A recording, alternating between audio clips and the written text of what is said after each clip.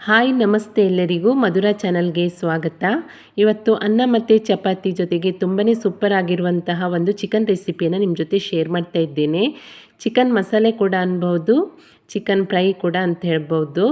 ತುಂಬಾ ಸಿಂಪಲ್ ಆಗಿರುವ ರೆಸಿಪಿ ಹೇಗೆ ಮಾಡೋದಂತ ನೋಡೋಣ ಬನ್ನಿ. ಮೊದಲಿಗೆ ನಾನಿಲ್ಲಿ ಅರ್ಧ kg ಆಗುವಷ್ಟು ಚಿಕನನ್ನು ಚೆನ್ನಾಗಿ ತೊಳೆದ್ಬಿಟ್ಟು ಇಟ್ಕೊಂಡಿದ್ದೇನೆ. ಇವಾಗ ಇದನ್ನು ನೆನೆಸೋಕ್ಕೋಸ್ಕರ 1 ಟೇಬಲ್ ಸ್ಪೂನ್ ಆಗುವಷ್ಟು ಖಾರದ ಪುಡಿ, ಹಾಗೆ ಒಂದು ಅರ್ಧ ಟೇಬಲ್ ಸ್ಪೂನ್ ಆಗುವಷ್ಟು ಅರಿಶಿಣ, 1 ಟೇಬಲ್ ಸ್ಪೂನ್ ಆಗುವಷ್ಟು ಉಪ್ಪನ್ನು ಸೇರಿಸ್ಕೊಂಡು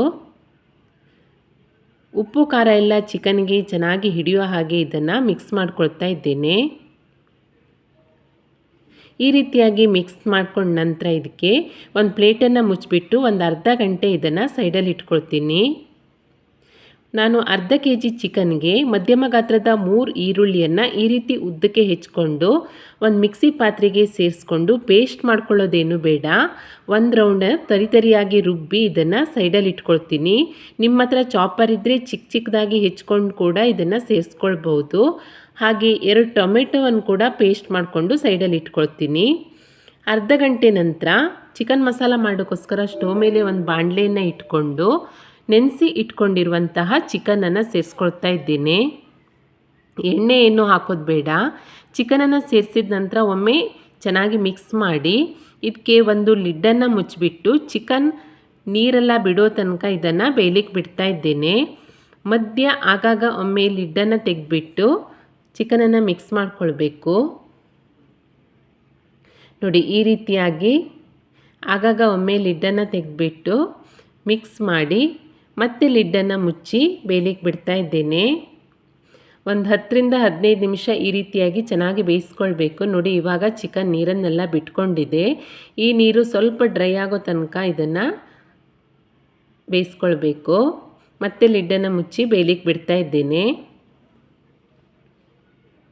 ಒಂದು 15 ನಿಮಿಷದ ನಂತರ ನೋಡಿ, ಚಿಕನ್ನಲ್ಲಿರುವ ನೀರಿನಂಶ ಎಲ್ಲ ಡ್ರೈ ಆಗಿಬಿಟ್ಟು ಚಿಕನ್ ಚೆನ್ನಾಗಿ ಬೆಂದಿರುತ್ತೆ. ಇವಾಗ ಇದನ್ನು ಒಂದು ಪ್ಲೇಟಿಗೆ ಎತ್ತಿಟ್ಕೊಳ್ತೀನಿ. ನಂತರ ಅದೇ ಪಾತ್ರೆಯನ್ನು ಸ್ಟವ್ ಮೇಲೆ ಇಟ್ಕೊಂಡು ಇದಕ್ಕೆ ಒಂದು 3 ಟೇಬಲ್ ಸ್ಪೂನ್ ಆಗುವಷ್ಟು ಎಣ್ಣೆಯನ್ನು ಸೇರಿಸ್ಕೊಳ್ತಾ ಇದ್ದೀನಿ. ಎಣ್ಣೆ ಕಾದ ನಂತರ ಇದಕ್ಕೆ ಸ್ವಲ್ಪ ಕರಿಬೇವಿನ ಸೊಪ್ಪನ್ನು ಸೇರಿಸ್ಕೊಳ್ತೀನಿ. ನಾನ್ ವೆಜ್ ರೆಸಿಪಿಗೆ ಕರಿಬೇವಿನ ಸೊಪ್ಪನ್ನು ಸೇರಿಸೋದ್ರಿಂದ ರುಚಿ ಹಾಗೆ ಪರಿಮಳ ತುಂಬ ಚೆನ್ನಾಗಿರುತ್ತೆ. ನಂತರ ಕಚಪಚ ಅಂತ ರುಬ್ಕೊಂಡಿರುವಂತಹ ಈರುಳ್ಳಿಯನ್ನು ಸೇರಿಸ್ಕೊಳ್ತಾ ಇದ್ದೇನೆ. ಈರುಳ್ಳಿಯನ್ನು ಸೇರಿಸಿದ ನಂತರ ಈರುಳ್ಳಿಯ ಹಸಿ ವಾಸನೆ ಹೋಗೋ ತನಕ 1-2 ನಿಮಿಷ ಇದನ್ನು ಫ್ರೈ ಮಾಡ್ಕೊಳ್ತೀನಿ.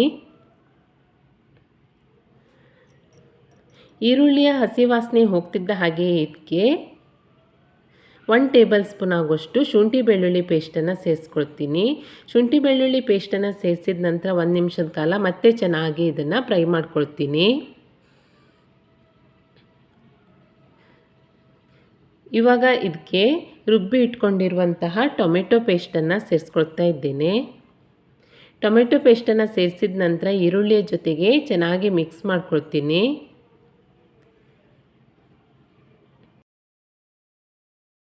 ಟೊಮೆಟೊದಲ್ಲಿರುವಂತಹ ನೀರಿನಂಶ ಎಲ್ಲ ಡ್ರೈ ಆಗೋ ತನಕ ಇದಕ್ಕೆ ಒಂದು ಲಿಡ್ಡನ್ನು ಮುಚ್ಚಿಬಿಟ್ಟು ಬೇಯಲಿಕ್ಕೆ ಬಿಡ್ತಾ ಇದ್ದೀನಿ.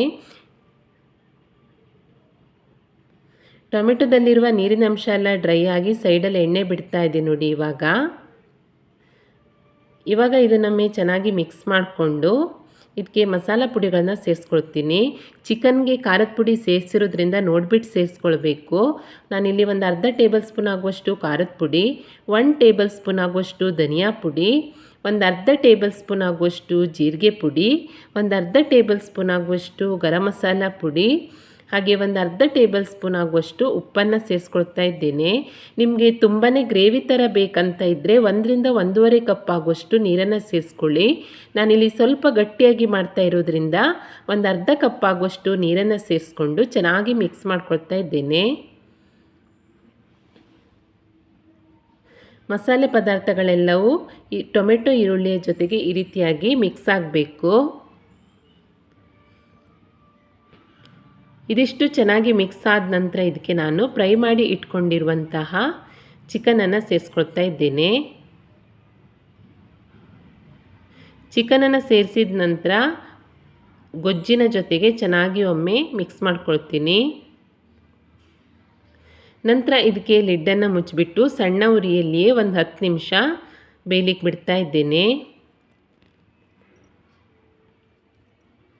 ಒಂದು 10 ನಿಮಿಷದ ನಂತರ ನೋಡಿ ರುಚಿಯಾದಂತಹ ಚಿಕನ್ ಮಸಾಲ ಅಥವಾ ಚಿಕನ್ ಫ್ರೈ ರೆಡಿಯಾಗಿದೆ. ಇದಕ್ಕೆ ಚಿಕ್ಕದಾಗಿ ಹೆಚ್ಕೊಂಡಿರುವಂತಹ ಸ್ವಲ್ಪ ಕೊತ್ತಂಬರಿ ಸೊಪ್ಪನ್ನು ಸೇರಿಸ್ಕೊಂಡು ಒಮ್ಮೆ ಮಿಕ್ಸ್ ಮಾಡಿಕೊಂಡು ಸ್ಟೌವನ್ನು ಆಫ್ ಮಾಡಿಕೊಂಡ್ರೆ ರುಚಿಯಾದ ಚಿಕನ್ ಮಸಾಲ ಅಥವಾ ಚಿಕನ್ ಫ್ರೈ ರೆಡಿಯಾಗುತ್ತೆ. ಅನ್ನ ಮತ್ತು ಚಪಾತಿ ಜೊತೆಗೆ ತುಂಬಾ ರುಚಿಯಾಗಿರುತ್ತೆ. ತುಂಬಾ ಸಿಂಪಲ್ಲಾಗಿ ಮಾಡ್ಕೊಳ್ಬೋದು, ಹಾಗೆ ಟೇಸ್ಟ್ ಕೂಡ ಸೂಪರ್ ಆಗಿರುತ್ತೆ. ಖಂಡಿತ ಟ್ರೈ ಮಾಡಿ ನೋಡಿ. ಈ ಚಿಕನ್ ರೆಸಿಪಿ ನಿಮಗೆ ಇಷ್ಟ ಆದಲ್ಲಿ ಲೈಕ್ ಮಾಡಿ, ಹಾಗೆ ಶೇರ್ ಮಾಡಿ. ಹೇಗಾಗಿದೆ ಅಂತ ಕಮೆಂಟ್ ಮಾಡಿ ತಿಳಿಸಿ. ಹೊಸದಾಗಿ ನಮ್ಮ ಚಾನಲ್ ನೋಡ್ತಾ ಇದ್ದರೆ ಸಬ್ಸ್ಕ್ರೈಬ್ ಮಾಡ್ಕೊಳ್ಳಿ. ಸಿಗೋಣ ಮುಂದಿನ ರೆಸಿಪಿಯಲ್ಲಿ. Thank you for watching.